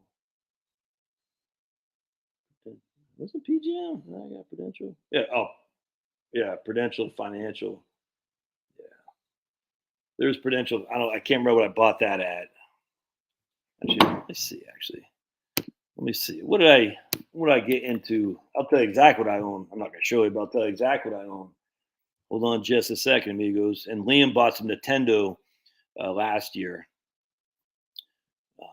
Let's see here. Hold on a second. Come on, Schwab. Open up. Open up and let me in, Schwab. I'm knocking, but I can't get in. You hear me knocking outside my bedroom door. That song? So let's see. By the way, I am down from 2 years ago, all of up 31%. 31%. Just keep that in mind, my friends. 31%. I'm up from 2 years ago. All right. And I was in what was 2 years ago, November 2020. I'm up 31%. That's even with this market decline. Perspective, amigos, perspective, for the love of all that is good in this world. All right, so in my Roth, I own, I hardly even check, you can tell. So I own Principal. I own Principal Financial Group. All right, let's take a look at, not Prudential, Principal, PFG. And I'm up in that about $2,000. All right, yeah, there you go. So Principal looks like it's doing pretty good. All right, good. I'm getting a 3.25 dividend yield. I own Akami, AKAM, and I'm up. I'm down in that guy. So UGI, I'm not down that bad in UGI because of dividends I received. Now I'm down pretty bad now. I think about, excuse me, I am. I'm down about 25% in UGI. Akami, I'm down 10%. Prudential, I'm up about 15, 20% Prudential. All right. Since I bought this. Total stock index. There we go. My Vanguard Dividend Growth Fund I'm up. Wellington Fund, I'm down about 10%. This is my Roth. So this is when I did a lot of conversions. And that's when the cost basis for my Roth account starts, because I did a lot of conversions. So in my Roth, I'm down about 5% in my Roth. That's not as bad as I would have thought, to be honest with you. Okay, I'll take that. Let's see my regular IRA, which I still have to convert the rest of it over. Let's see, this guy, I am getting crushed in Wellington there. I wonder if so I wonder in Well, I wonder in Schwab. Yeah, I don't know. So the only thing I have in my Roth in my brokerage account is Wellington. I got by far and away my big. I mean, literally by friggin' 10 to 1. Wellington is my biggest holding. Nothing comes close. In the day I tell you, man, Wellesley just looks good because it got the bonds, but I just cannot see myself. That's not true. Not 10 to 1. I take that back. We'll say 8 to. It's not even 8 to 1. Yeah, that's probably for every $4 in Wellington, I got $2 in other things. It looks like. All right. Anyway, but as of 2 years ago, I'm up 34%, just as an FYI. And I bet you are too. So the thing is, remember how a lot of these firms, I don't know if I haven't looked at Schwab. I imagine I probably could. Remember, when you go onto your website, and if you're in an IRA or a Roth, any kind of, these aren't really qualified accounts, but they're tax deferred accounts. A qualified account is really an ERISA plan, to be perfect. An IRA is actually not titled an individual retirement account. It's an individual retirement arrangement, not account. So I just want to be clear here because people every now and again you get some guy sniping. So an IRA is truly not a qualified account, but for us friends here it is. Long story short, let's say you bought a IRA, say you put $10,000 into a Vanguard Wellington fund. All right. You get $1,000 dividend. All right. So you put $10,000 in, we get $1,000 dividend, and you reinvested that dividend. All right. So according to your brokerage account, your IRA account, your cost basis is $11,000. The $10,000 you initially put in plus $1,000 of dividends that you received, which according to the brokerage account is a taxable event. But even though it's in an IRA, a lot of brokerage accounts don't recognize that you didn't pay tax on it. You deferred your tax. So that should not add to your cost basis. So we put $10,000 in, we get $1,000 dividend reinvestment. A lot of firms will say your cost basis is $11,000, but it's not. It's not because you did not pay tax on that $1,000 dividend reinvestment. Hope this makes sense. So you put $10,000 in. The system says your cost basis is $11,000. If your account is actually at the end of the day is worth $10,500, all right. So you put $10,000 in, you got $1,000 dividend reinvestment. Your account is worth $10,500. You are still up $500. You put $10,000 in, it's worth $10,500. I've made money. According to the brokerage, a lot of these brokerage accounts, though, they'll say, no, you're down $500 because your account is only $10,000, but yet your cost basis is $11,000. And you're like, I'm getting some more coffee, some half and half, because that tasted good. I got this Starbucks from Costco's on sale, and I grind it there. And then you mix it with some decaf. Oh, it's good, dude. And you mix it with some pumpkin spice stuff here. Oh, man alive. Can't make friends with salad, but you can make friends with coffee. And I like my coffee. I'm telling you, so if you go online and you look at your brokerage account, it says you're down in your IRA. I would ask you to think twice about that. Is that correct? I had a guy when I was at USAA. I'll never forget this. And he was a good guy. Charlie was his name. And he died, man. I'll never forget that. He was one of my clients. And then when I had when I moved out of Texas and I moved to New Jersey, he was assigned to somebody else. And he died like suddenly. I was like, damn, that's sad. And thankfully we had done his estate planning with old Charlie. We actually converted some of his term life insurance to permanent life insurance. I'm sure Dave Ramsey would have said we suckered him. His term life insurance was expiring, and in 2009, and we said, well, you can do what's called an annual renewable. So the term actually doesn't actually expire. What happens is they just increase the premiums. So basically, you have a level term for 20 years. And then in year 21, the premiums go through the roof, because now it's just what's called ARTI, annual renewable term. And he's like, I'm going to let this drop because the premiums went from like 200 to 2,000 or something like that. And so let's not do that because he did not have the SBP survivor benefit on his military pension. I said, let's just convert that to a universal life policy. And we can underfund it. And I don't recommend you do this unless you know what you're doing, to at least get you a couple more years on that, probably 5 to 10 years. So he didn't want to pay. If you're converting to a whole universal life policy, the premiums are still high. It's not like you escape paying high premiums. But if you underfund it, which you have to understand what that means, which means you're not paying enough premium to keep the policy until you're dead.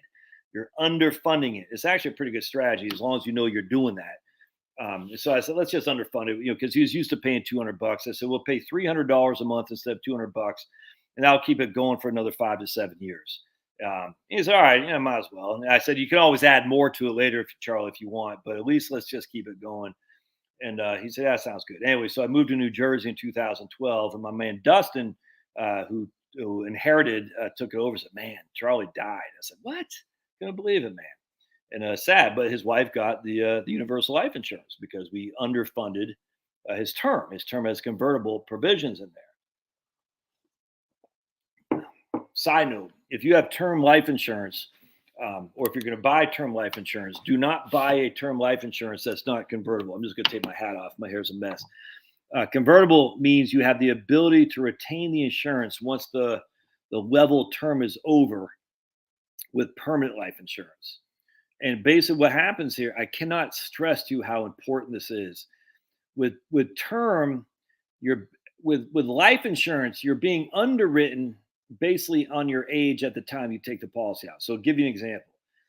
When I left USAA, I had put on some weight. My triglycerides were through the roof. And USAA was going to give me a policy, because you don't want to take the employer policy once you leave. It's portable, but you don't want that if you're in relatively good shape. All right, because what happens in these things is they underwrite you. They don't even, most of them, they don't, unless you're doing like 10 above 10 times salary or something like that. What they do is they underwrite you as if you're part of this group. It's a group life insurance, which means they're underwriting everyone as if they're a standard, basically a smoker or someone not in very good shape. That's why they give it to you at, an issue, guaranteed issue. They say, we'll guarantee we'll issue this, but they're not guaranteeing you a good underwriting. I got to do another video on this because people don't get this, man. It's nuts how much they waste on life insurance. They just don't understand it. All right, so now here I am. When I left USA, I was 47, and I'm, I was probably 210 at that point because I hadn't, I put on some weight. And my triglycerides were high. This is probably, I think I was actually, I think I was still at USA. Yeah, that's what it was. 2015. I don't think I can't. I just remember at some point at USA, I was too high weight. My triglycerides were too high, and of course they still use BMI, which is stupid. And they still use LDL and HDL, which is stupid. But triglycerides are one thing. Anyway, so I was going to get underwritten for $1 million life insurance policy, as if I was a smoker or I was obese and not in very good shape. And I said, well, I was working out. Well, I was just heavy. So I like to eat ice cream. Sue me. Anyway, so I said, I'm not going to do that. So I kept that's what it was. That's what it was. It was when I was at USAA. I wanted to get off the group policy because it was expensive, and I had a debt and I had 4 kids. Charlotte wasn't working. So I wanted to make sure I had over $1 million life insurance. That's what it was.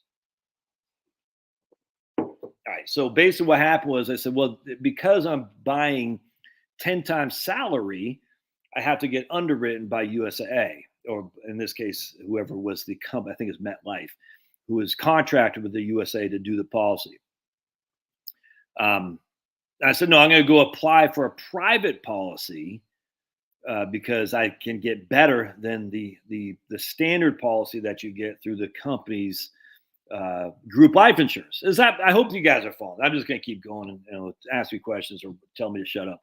Anyway, but what happened was I went to apply for a private policy with USA. That's what it was.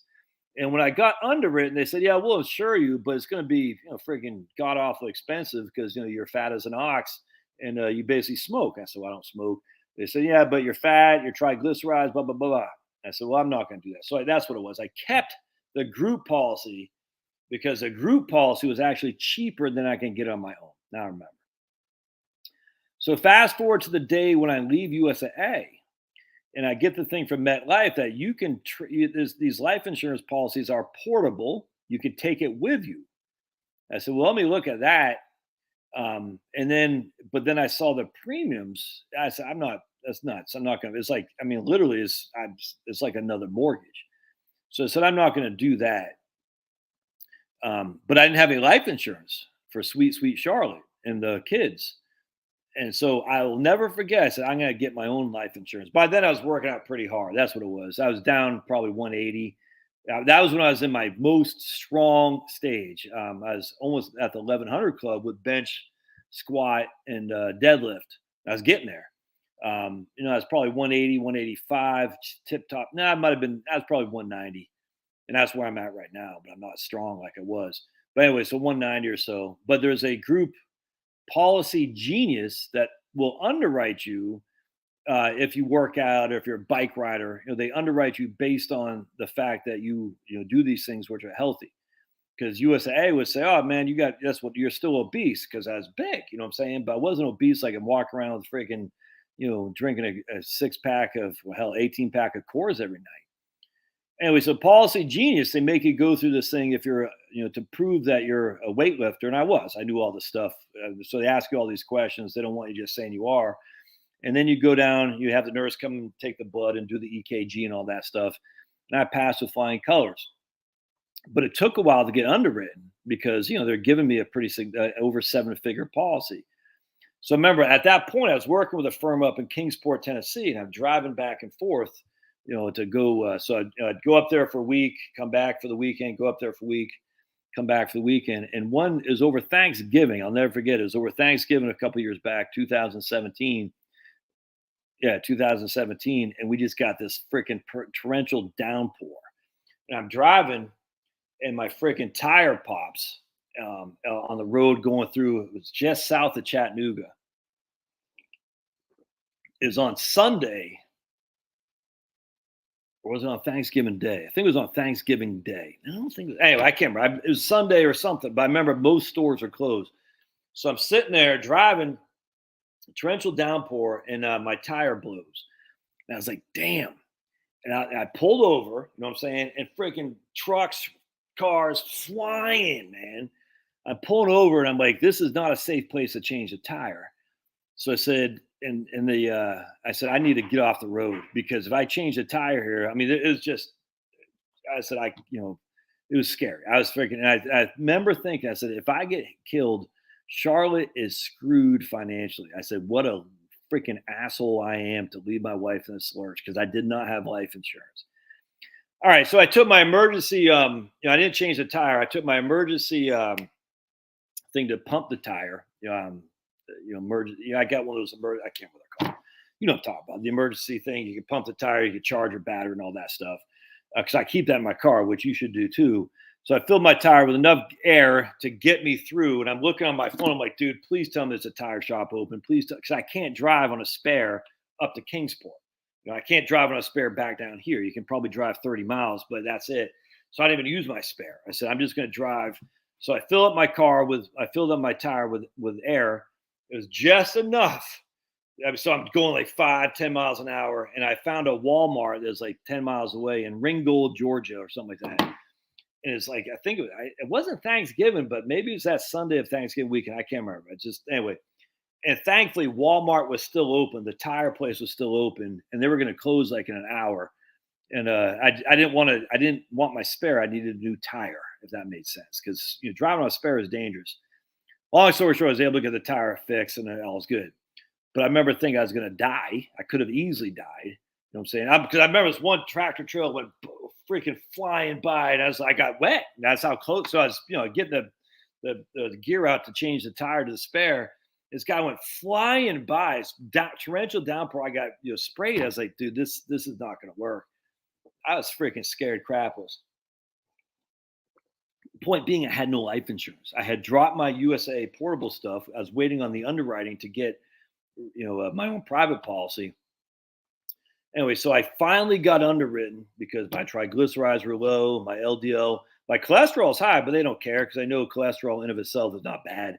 It's a big fat nothing burger. And BMI was fine because I was strong. You see what I'm saying? And so I got a big fat life insurance policy. All right, there is a method to this reasoning. I know you guys think I'm going crazy. No, check this out. So that was when I was 47 years old. I got preferred ultra, the best of the best, what we used to call USA Superman rating. All right, you fast forward. I think I got a 15-year. I'm almost positive it's 15 years. So I got $1.5 million of life insurance. The fact I'm still alive, I'm not sure Charlotte knows how much I have. Shh. If she knew how much I have, I probably wouldn't be here today. Shh. Anyway, so I got $1.5 million. I think it's 15-year term. Term life, yeah, 62. That's what it was. For and I don't pay very much, like $150 a month, something like that. It's crazy cheap. But now I'm not the same strength I was. You know what I'm saying? I mean, I'm 190.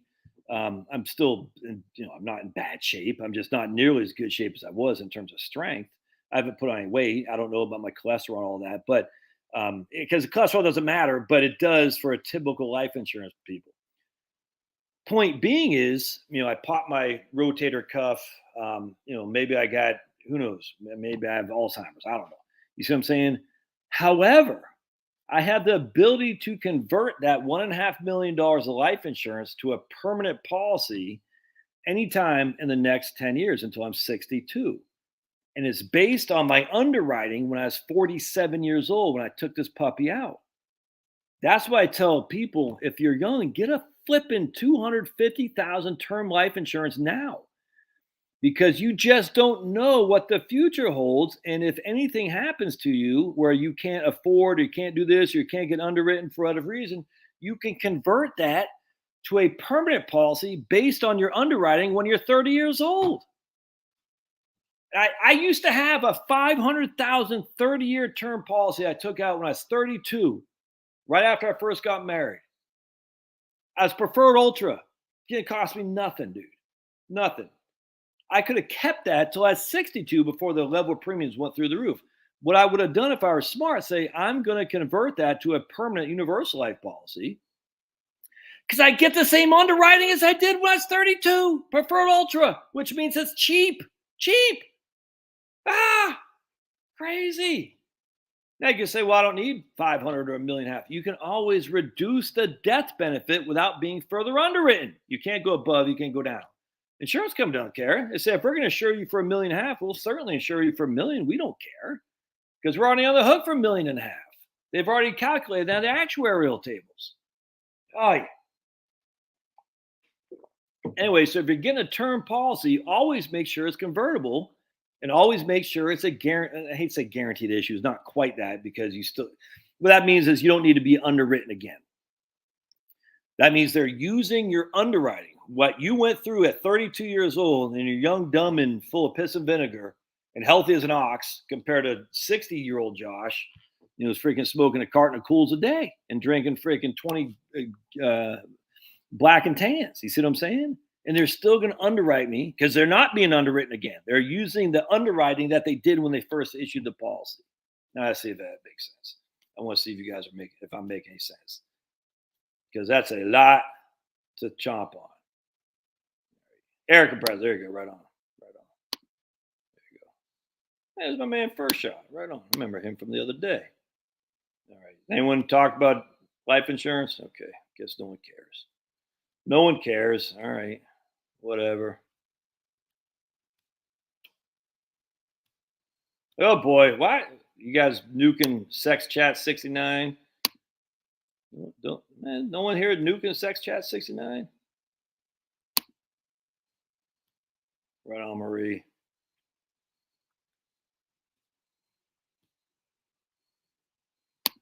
I sent that to you, Josh. That guy's an eternal optimist. Oh yeah, right on. Oh, he's a Fidelity woke guy? Oh, freaking, what the hell? Oh, I was going to say he must be a rich guy. You can only be woke if you're rich. There's no other way.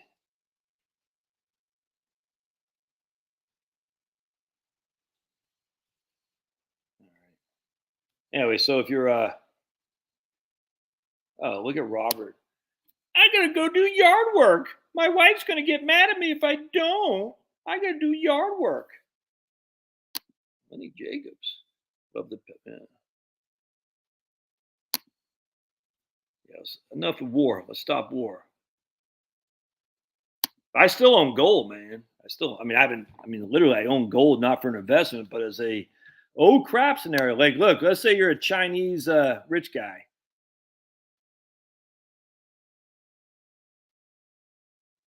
Yeah, right on. Yeah, right on. There you go. That's what I'm doing too, man. I'm saying, all right, I'm gonna keep my life insurance till I'm 62. At that point, I'll either convert it to a permanent policy if I feel the need, and I don't think I will, but you never know. If I'm getting ready to, keel over from Alzheimer's or Fauci, I want to make sure I'm insured so that way my wife can get $1.5 million tax free. Um, yeah, believe it or not, Forrest, I actually taught for a semester or two. I think it's just one at the Virginia Commonwealth University. Their financial planning course they offered. I actually taught insurance, um, and I knew literally nothing about insurance. I just had a CFP. So because I had a CFP, they said, "Can you come teach an insurance class?" I said, "Sure." They paid me $3,000. I had no money. I was living in Harrisonburg, Virginia. So I drove once a week to Richmond, Virginia, at Virginia Commonwealth University, over Charlottesville, over Albemarle, Mount, whatever that mount is called, in Albemarle County. I forgot what's called. Anyway, and I come down there, teach a course. A lot of Dominion Resources executives who were studying financial planning. All I said is buy term and invest the rest. That's what I said. There's this whole syllabus, but no clue of the strategies. No clue. Because I was ignorant, because I just bought term and invested the rest. Here's the thing. If you guys are studying to be financial planners, do not follow the investment. You got the insurance in, believe it or not, you will learn more by far. By far. I need to do another course on this. I'm telling you, man, you will learn more by far listening to insurance people than investment people. I cannot stress this enough. I will never forget when I went to Legg Mason in their course, when I hired so I got out of banking, I went to Legg Mason as a broker, and they sent us to Baltimore for training. And there was a couple insurance guys who I'm like, whatever, because you think insurance guys are freaking Fauciists, snake oil salesmen. And I met this nice guy, but he's a young guy, tall. I remember he's tall, young, freaking. And I was like, I was in the Army. I made it halfway through Ranger School. Had a CFP. Had a Series 7 I had for 10 years. I had 10 years experience. I went to economics degree from George Mason, where I was president of the economics club. I was named the Wall Street Journal Award for something. I can't remember what it was, academic excellence or something like that. I got all these scholarships. I'm smart, dude. I know financial planning. I know this stuff. I'll never forget, I'm sitting there in a class, and this guy next to me, nice guy too, he was saying strategies on financial planning. I said, he said, I'll never forget, he said, ILIT. I said, what the hell is an ILIT? It's insurance life. It's a irrevocable life insurance trust. I don't want to get into it now. You really don't need it by and large. But anyway, for large estates, there's some value there. Irrevocable, that's what the fancy guys want you to say. Irrevocable, I say irrevocable. But anyway, irrevocable life insurance trust. I'm not going to talk about that right now. Anyway, I was like, literally, he said, oh, can you use this for an ILIT? I was like, looking around. And you could tell who the guys were who came up from the brokerage industry versus the guys who came up from the life insurance industry. There's a difference between light and day. Light and day, night and day. I couldn't believe it. I said, damn, dude, I did not know crap. Now, one thing I did know is taxes. So you could also tell the life insurance guys also knew taxes. Now, they didn't know how to read a 1040, a business 1040 like I did because I was a business banker. But you could tell the brokers didn't know crap, man. They just knew how to sell. Hey, look at this. It's yielding 8%. Buy it, Joe. Okay. Yeah, I'll get a commission. Then I'll churn you. Yeah, the brokers didn't know freaking their butts from the hole in the ground, but they knew how to cold call, which is not a bad skill set. but they didn't know anything. They didn't know any strategies. Then you had a few bankers. I was probably one of the only two bankers in there. I knew taxes because I knew how to read a tax return because that's what I had to do in my career as a business banker. Then you had the life insurance guys who knew taxes and knew financial planning. And sadly, fools like Dave Ramsey think the life insurance guys are always scumbags selling you bad products. Nothing could be further from the truth. It's nuts to me. And the brokers are, I'm like, no. I mean, it's nuts. I see. I don't want to say anything else about Ramsey. Anyway, it's nuts to me. And when it comes to pure financial planning, I'll take a life insurance salesman any day of the week over a broker, 100%. And when I say broker, that includes investment consultant, financial advisor, wealth manager. I mean, there are some good ones. I'm one. You know what I'm saying? But it took me. If I did not have my career at USAA, I would not be knowledgeable like I am today, because USAA paid you a salary. Well, Schwab pays you a salary too. Yeah, they don't train you the way USAA did. USAA's training was so far superior to anything out there in financial planning realm. It's insane how good USA Financial Planners was. It's insane. I to this day, I'm in awe of what they were able to do at such a small firm. It's to this day, it still pains me to think of all those military members who trusted USAA with their financial lives, and they had such a wonderful thing going, but they hired some schmuck named Sven who ruined the freaking system because he wanted to make himself look good so he can move up the chain of command, and he wasn't even a veteran. We had this lady named Terry. She went to Schwab, and she was, I can't remember her last name. Terry Carlson, that's who it was. Man. And she got recruited, or she got let go is what it was, I think. Something happened with Terry Carlson, and she was by the best boss I've ever had in my life. And I didn't even report to her. She was like up here. I was way down here. But man, she got replaced somehow. I don't know what happened. And she went to first command, which didn't work out. Anyway, she ended up at Schwab, and I think she's kicking ass and taking names at Schwab. She's been for a while. And that's why I like Schwab, because if Terry Carlson's there, Schwab kicks ass. And that's not to say Fidelity's worse or Vanguard. I'm just saying, if Terry Carlson's freaking fingerprints on financial planning department, she's that in a bag of chips. And she won't know me from Adam. I'm just telling you. I just remember when I came to USAA, I was like, damn. Because what happens, you get the new hires get around. We go in this conference room, and there's a boss of all the financial planning. And I will never forget my first meeting at USAA. We're in a conference room with real new hires. This is across the enterprise with, bankers, life insurance people, freaking insurance adjusters, financial planners and stuff. And I will never forget, I'm in there and I'm like, this lady is kind of heavy set, lady, older lady, a little bit, I don't want to say cocky, but she was like, I can't believe they didn't put, a POA. I can't remember what she said, but she said something in financial planning terms. I'll never forget sitting there thinking, I don't know what she's talking about. Just like it was with the guy with the eyelid. I said, I'll never forget. I said, dude, I'm in over my head here. If this lady right here is like an insurance adjuster, I can't remember. She's saying all this stuff. I said, I don't know what the hell I'm talking. I don't know what the hell's going on. Crazy. Anyway, so we go and we're the new hires in financial planning. There's probably 8 of us. So Terry Carlson's the head of all financial planning. She's in there and she goes, so Josh, I see this here that you were named whatever. And I was like, dude, she knows my name and stuff. Obviously she did some due diligence on who her new financial planners were, but that was impressive. But that wasn't what was impressive. A week later, I'm walking down the hall in USA. USA is a huge building. You know what I'm saying? Huge. And there's like a Starbucks. It was a Starbucks. So we're up here. There's a Starbucks down below. And there's like a million people walking back and forth. All these, it's just busy as, and it's like, and I'm going out to get a Starbucks or I can't remember what I was doing, but I was going down there to get a Starbucks or something like that. And I'm walking, I see Terry Carlson, and I'm sure I wasn't, I always make eye contact, but I wasn't expecting anything. He goes, hey, Josh, hey, how's your first week going? I mean, there's a million people walking around. How would she remember me? I'd only been there for a week. It was crazy. I said, that's someone I would freaking fight for. I would take on freaking Putin to fight for, because that's someone who respects her employees, if that makes sense. Something happened where she left. Then we got this clown named Sven. Oh, horrible guy.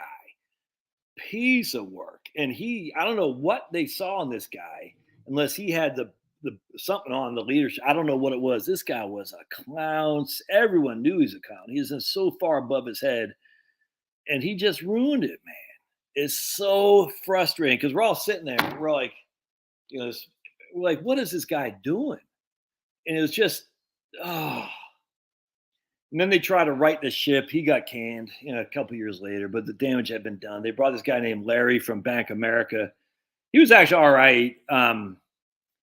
He had gotten laid by Bank of America, and he said when he's introduced. By this time, I'm in Philadelphia, and he came into our office and he said, "Yeah, 6 months ago, I didn't even know what USAA was, and now I'm here, running the wealth management arm of it." And we're like, "How the heck?" You're a banker who got laid off. You just admitted you didn't know what USA was, and now you're running the wealth management. It's like, and he actually turned out to be okay. Initially I was like, but he took the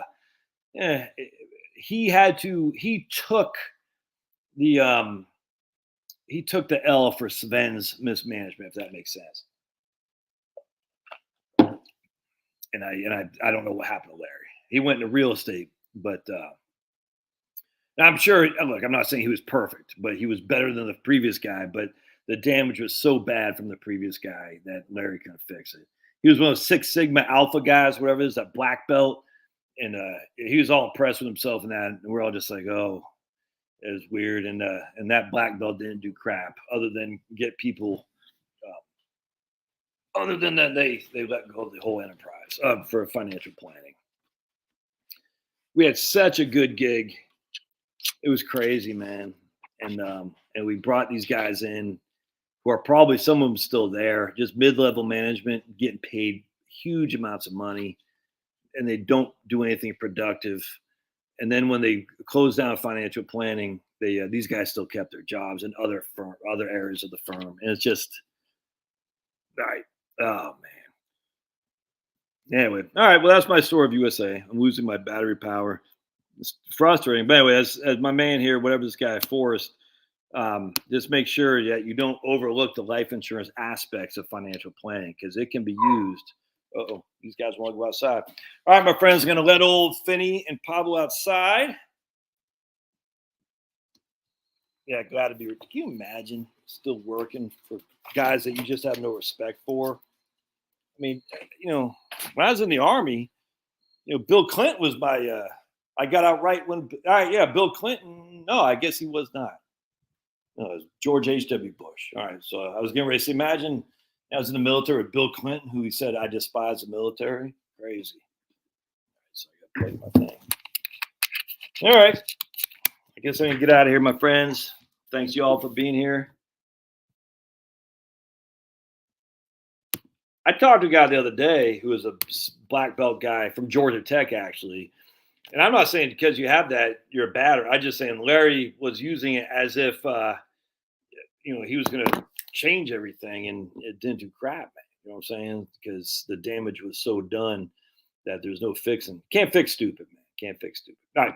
I can get out of here. God bless. Thanks again for being here, you guys. We'll see you next time. Sunday at 8 o'clock Eastern time, 8 p.m. Eastern.